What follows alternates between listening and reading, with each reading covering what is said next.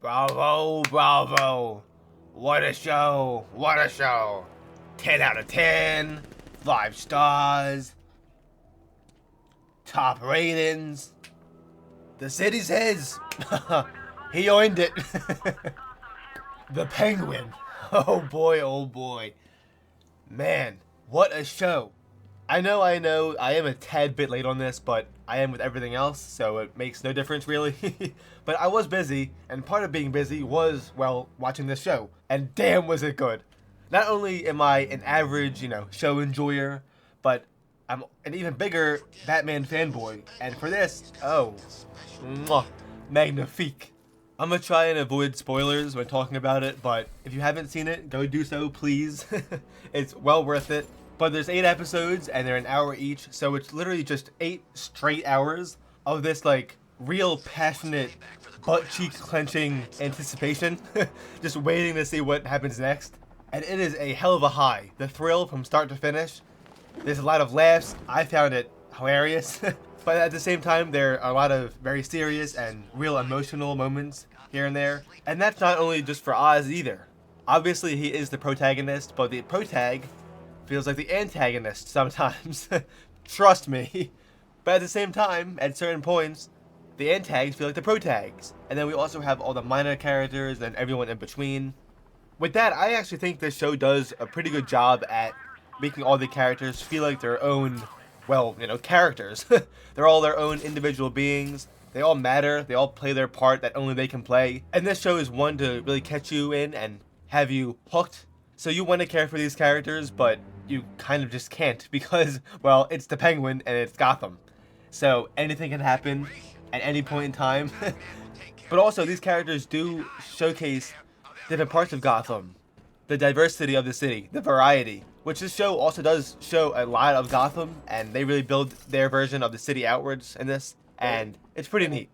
We see different boroughs, over and underground. We see a lot of Gotham, and I would say probably even more than we do in the film, because we also see it through a lot of different sized scales, and without autistically hyperfixating on it, I'm gonna leave it with a simple sentence, and that is that it just feels like Gotham. The style, the atmosphere, the clothing, the architecture, it all just comes together. And it's daytime, which probably makes that job way harder than it needs to be. So props to them. But going back to what I was saying about the characters, there are obviously a lot of pieces in this game, and every move, every play does matter. Not only with story relevancy and their place in Gotham, but also to the viewer as well. And in this, I think this is worth mentioning too, because not only is it a DC project, but it's a Batman project. And even with that, there are no costume charades. There's no faces that you'd recognize immediately, no iconic classics. The Rogues Gallery is empty in this show. Well, besides some stuff that I'll get into. But besides Oz, there's nada. And some do know, a lot probably know, but there's also probably an equal, if not more amount of people that don't know these characters and these faces that we get in this show. The Falcones, Maronis, most definitely not as much with the Gigantes. The general public, I'd say some know, some probably don't. But if you mean the type of people that this show attracts and brings in, like fans, like myself, then definitely. But this show also is bringing in a lot of people and a lot of eyes, and I'm sure not everyone knows about these characters. Besides Oz himself, we have characters like Vic, which were made and born from this show, for this show, that are at the heights of the conversations I'm seeing online. Or other characters that don't really get that spotlight. They're not in the headlines, they're not at the front and center of all these stories and adaptations and all these movies that come out. They're all already well-established characters and they already have all this shit in the continuity, and yet in this show they adapt them. They do a hell of a good job at doing so, and they deliver. For example, Sofia Falcone. I would have never thought in a million years I would go on my phone and see just constant edits and thirst traps of Sofia Falcone. And as a fan, it is awesome to see that. And hell, I'm even getting edits of her psychiatrist from Arkham, Julian Chase, which also may or may not be the Scarecrow, which is a whole other talk. But staying on topic, not only do they give life and embrace these new characters, They give them their own spotlight and their own time and place to shine out on their own.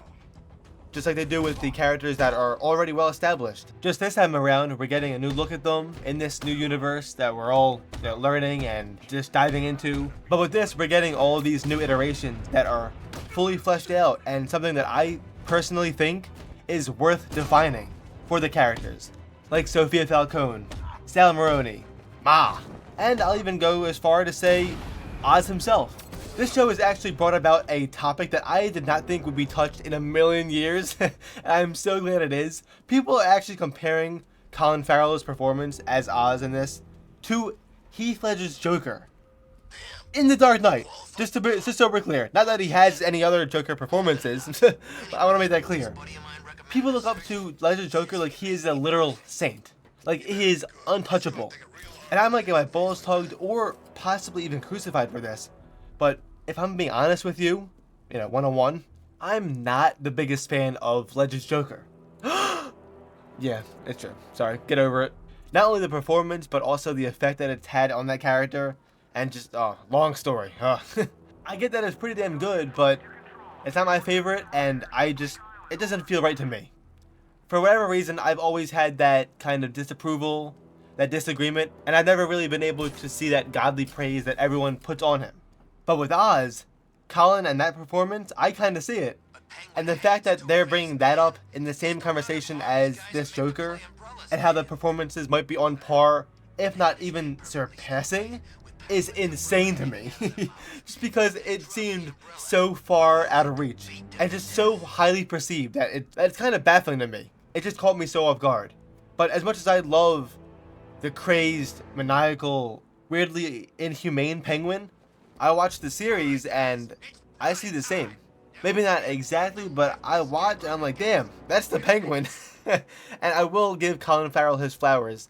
Because like I said, I see it. He does an amazing job, much like everyone else in the cast, but for obvious reasons, Colin shines. Or not even Colin, I should be saying Oz, because it's like an entirely different person. But also, I'm not going to lie and front about it. If it was up to me, maybe I would add more of that top hat, more of that overcoat, maybe an umbrella here and there, monocle. Well, that's also probably why it's not up to me. But I could probably see it happening. I'm not going to talk spoilers, but with the way the series ends, the name Penguin is feared. It's respected. I'm sure all of Gotham City knows it. And since even before the show, he dressed as a gentleman. So I'm sure he'll dress even higher and even classier for the part that he has now, as we move forward. But now he really is at the top of the food chain. At the tip of the iceberg, I should say. But speaking of iceberg, I did want to mention the Iceberg Lounge.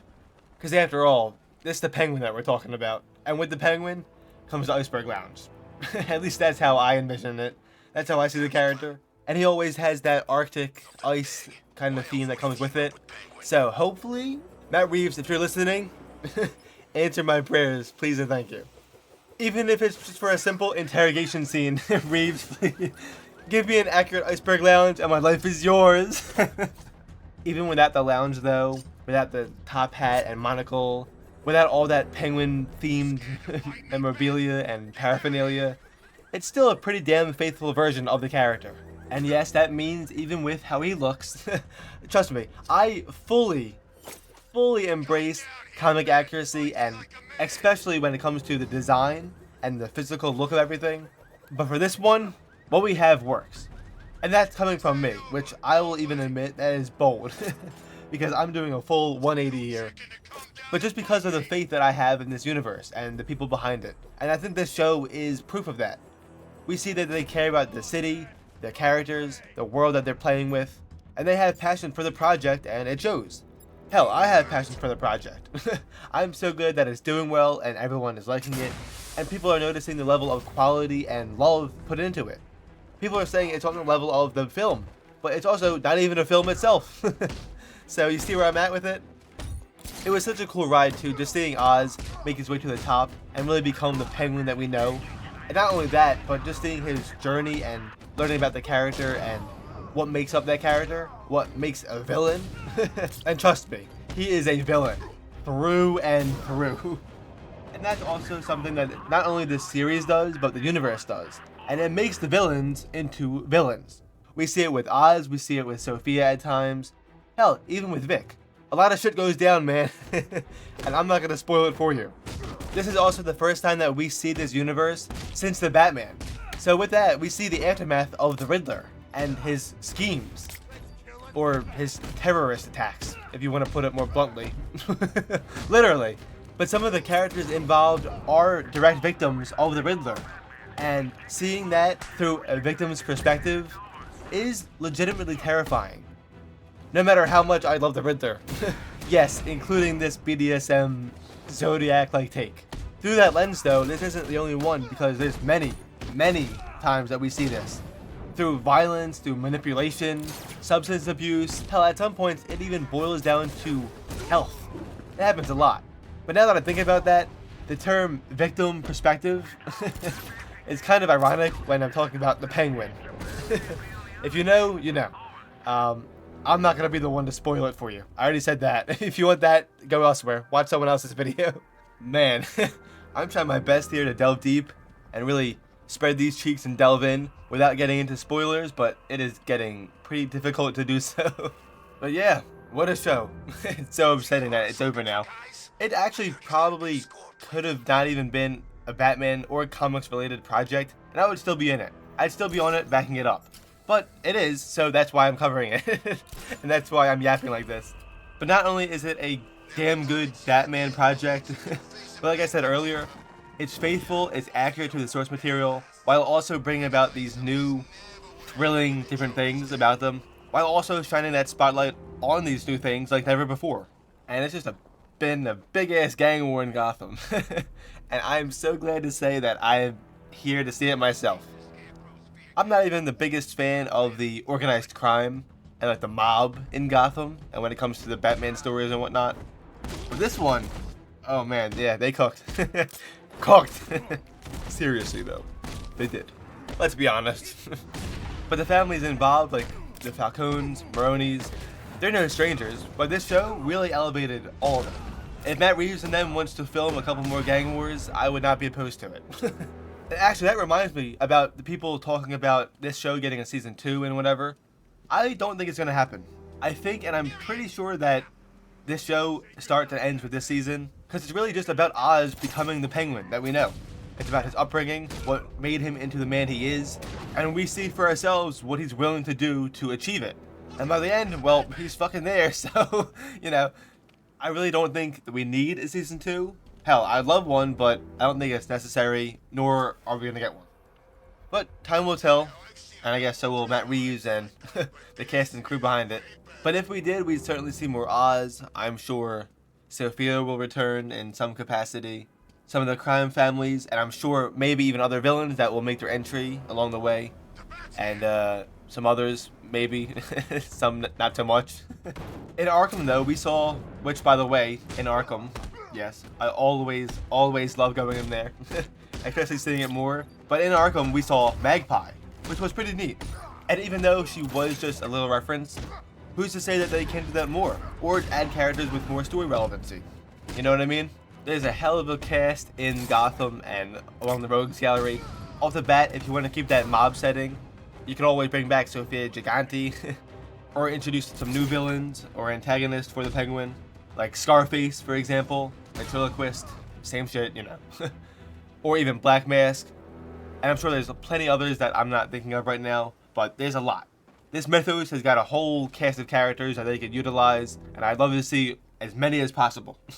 I'd say even outside of the walls of Gotham City, outside of this mythos, hell, even outside of DC, there are so many characters that deserve this same treatment. There are a lot of characters that deserve to be on the same stage as the Penguin has put, or this pedestal, I should say, because it was so well done.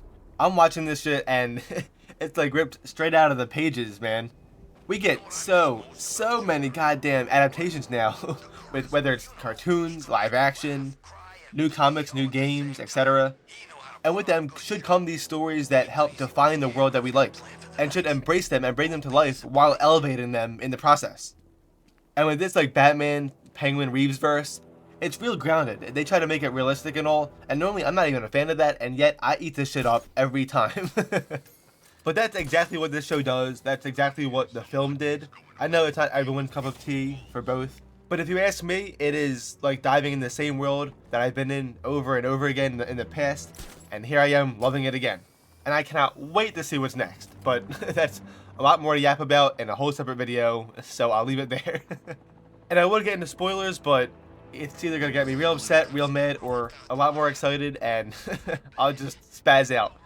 But actually, I already am walking on thin ice as is, so, you know, no pun intended. Alright, maybe it is intended, but fuck it. Either way, I think I talked enough, and I just wanted to talk about the show itself before it got any later, and here it is. So, thanks for watching, thanks for joining me. Leave a like if you liked it. Leave a comment also. You could either schizo rant in the comments, or if you want, feel free to let me know what you thought about the show, or this universe, or where it's headed, or literally whatever the hell you want to comment. I can't stop you. But if you want to conversate, I will also be there. Subscribe, and have a nice day. You did good, kid. You did good.